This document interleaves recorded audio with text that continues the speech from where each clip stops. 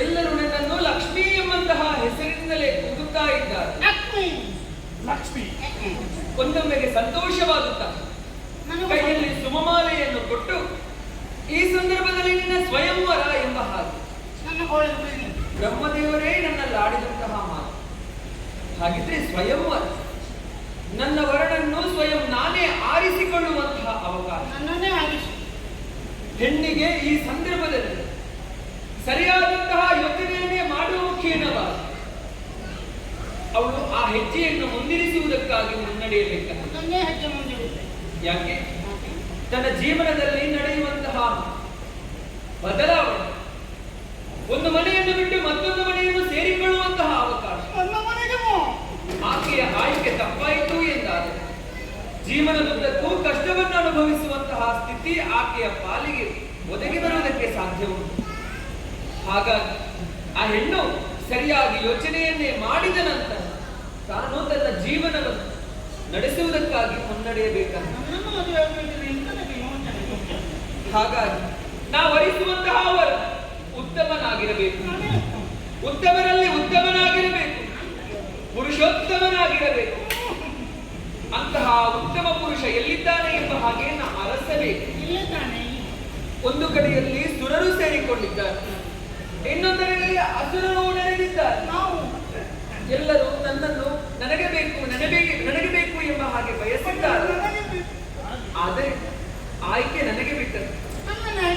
ನಾನು ಯಾರನ್ನ ಆರಿಸಬೇಕು ಎಂಬ ಹಾಗೆ ನಾನೇ ಆಯ್ಕೆ ಮಾಡಬೇಕು. ಹಾಗಾಗಿ ಒಮ್ಮೆ ಈ ಸಭೆಯನ್ನು ಪರೀಕ್ಷಿಸುತ್ತೇನೆ, ನೋಡೋಣ.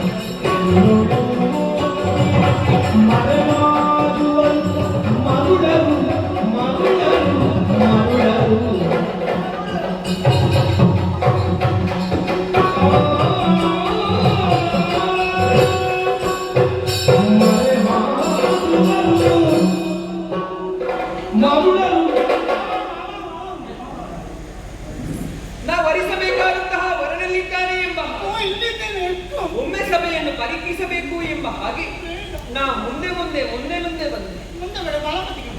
ಆ ಸಂದರ್ಭದಲ್ಲಿ ನನ್ನ ಕಣ್ಣಿಗೆ ಕಾಣುತ್ತಾ ಇರು ಪರಮೇಶ್ವರ. ಆತನ ಮುಖವನ್ನು ನೋಡಿದಾಗ ಸಹೋದರನ ಭಾವ ನನ್ನ ಮನಸ್ಸಿನಲ್ಲಿ ಅಂಕುರಿಸಿದೆಯಲ್ಲ. ಆದ್ದರಿಂದಲೇ ಆತನನ್ನು ಸಹೋದರನಾಗಿ ನಾ ಸ್ವೀಕರಿಸಿಕೊಂಡೆ. ಇನ್ನೊಂದು ಕಡೆಯಲ್ಲಿ ನಾ ಕಣ್ಣಾಯಿಸಿ ನೋಡಿದೆ ಎಂದಾನೆ ಸೃಷ್ಟಿಕರ್ತನಾದಂತಹ ಬ್ರಹ್ಮದೇವರು ಪ್ರತಿಯೊಬ್ಬರು ಅವನನ್ನು ಸೃಷ್ಟಿಕರ್ತ ಎಂಬ ಹಾಗೆ ಕೊಂಡಾಡುತ್ತಾ ಇದ್ದಾರೆ. ಆದರೆ ನನಗೆ ಹಾಗಲ್ಲ. ಆತನ ಮುಖಾವಲೋಕನ ಮಾಡಿದಾಗ ಮಗನ ಮಮಕಾರ ನನ್ನ ಮನಸ್ಸಿನಲ್ಲಿ ಹುಟ್ಟಿಕೊಂಡಿದೆಯಲ್ಲ, ಆದ್ದರಿಂದಲೇ ಮಗನಾಗಿ ನಾ ಸ್ವೀಕರಿಸಿಕೊಂಡು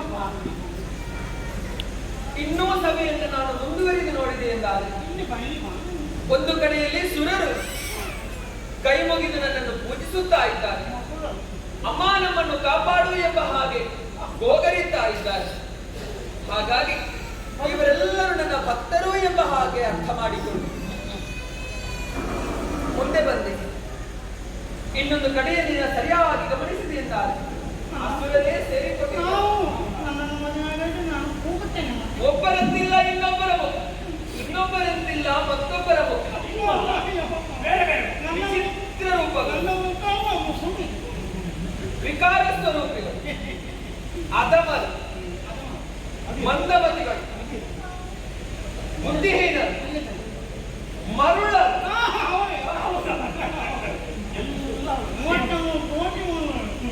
ಮರುಳರಂತೆ ವರ್ತಿಸುತ್ತಾ ಇದ್ದಾರಲ್ಲ. ಅಂದವಾದಂತಹ ಹೆಣ್ಣನ್ನು ಕಂಡ ಕ್ಷಣ ನನಗೆ ಬೇಕು ನನಗೆ ಬೇಕು ತಾ ಮುಂದು ನಾ ಮುಂದು ಎಂಬ ಹಾಗೆ ಮುಂದುವರೆದು ಬರುತ್ತಾ ಇದ್ದಾರೆ.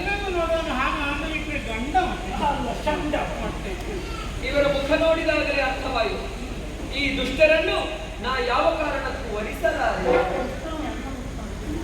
ಹಾಗಿದ್ದರೆ ನಾ ವರಿಸಬೇಕಾದಂತಹ ಪುರುಷನಲ್ಲಿದ್ದಾನೆ, ಆ ಪುರುಷೋತ್ತಮನಲ್ಲಿದ್ದಾನೆ.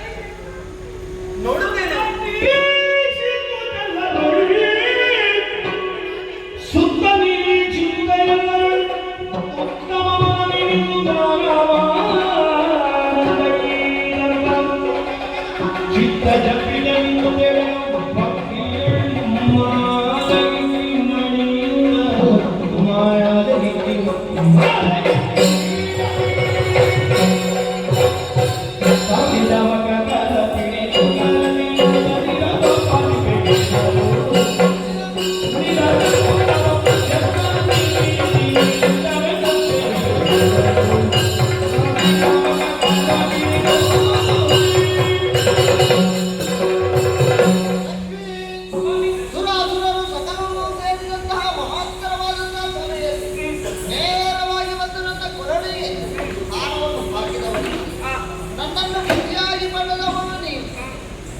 ನಿನ್ನ ವರನಾಗಿ ನಿನಗೆ ಏನಾದರೂ ವರವನ್ನು ಕೊಡಬೇಕು ಎಂಬುದಾಗಿ ಮನಮಾಡಿದವನಾಗಿದ್ದೇನೆ.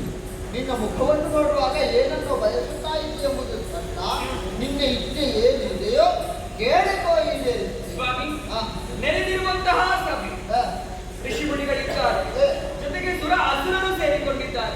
ಸಮುದ್ರವನ್ನೇ ಮತಿಸುವಂತಹ ಸಂದರ್ಭದಲ್ಲಿ ಹುಟ್ಟಿ ಬಂದವಳಲ್ಲಿ ನಾನು.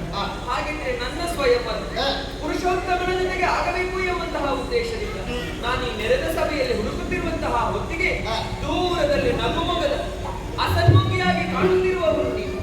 ಆದ್ದರಿಂದ ಎಲ್ಲರನ್ನೇ ನಗುತ್ತಾ ಪಾಲಿಸುತ್ತ ದುಷ್ಟರನ್ನು ನಗುತ್ತಲೇ ಶಿಕ್ಷಿಸುತ್ತ ಶಿಷ್ಟರನ್ನು ನಗುತ್ತಲೇ ಪರಿಪಾಲಿಸುತ್ತಾ ಬರುವವರಲ್ಲಿ ನೀವು. ಹಾಗಾಗಿ ನಿಮ್ಮ ಮುಖಾವಲೋಕನ ಮಾಡಿದಾಗ ಈ ವರನೆಂದರೆ ನಿಮ್ಮನ್ನೇ ವರಿಸಬೇಕು ಎಂಬಂತಹ ಉದ್ದೇಶದಿಂದ ಕೈಯಲ್ಲಿದ್ದಂತಹ ಸುಮಮಾಲೆಯನ್ನು ನಿಮ್ಮ ಕೊರಳ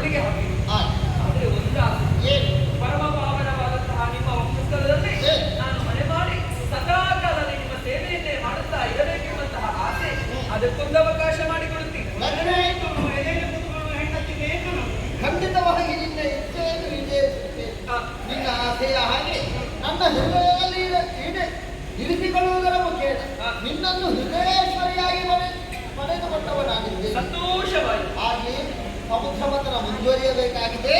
ಹೀಗೆ ಅಮೃತ ಅಮೃತ ಬರಬೇಕಾದ್ರೆ ಇನ್ನೂ ವರ್ಧಿಸಬೇಕು. ವಿನೋದಕ್ಕಾಗಿ ಸ್ವಲ್ಪ ಮಾತಾಡಿ. ಅಷ್ಟೇ ತಾನೇ. ಒಳಗೆ ಏನಿಲ್ಲ. ಒಳಗೆ ಹಾಗೆ ಕಲ್ಮಶ ಇಲ್ಲ. ಬುದ್ಧಿ ಇಲ್ಲದೆ ಒಳಗೆ ಕಲ್ಮಶ ಯಾವುದೂ ಇಲ್ಲ. ಕಲ್ಮಶ ಇಲ್ಲದಿದ್ದರೂ ಕೂಡ ವಿನೋದಕ್ಕಾಗಿ ಈ ರೀತಿ ಮಾತಾಡಿದವ ನೀನು ಯೋಚಿಸಬೇಡ. ನೋಡಿದ್ಯಾ, ಲಕ್ಷ್ಮೀ ಕಲ್ಯಾಣವಾಗಿ ಸ್ವಯಂವರ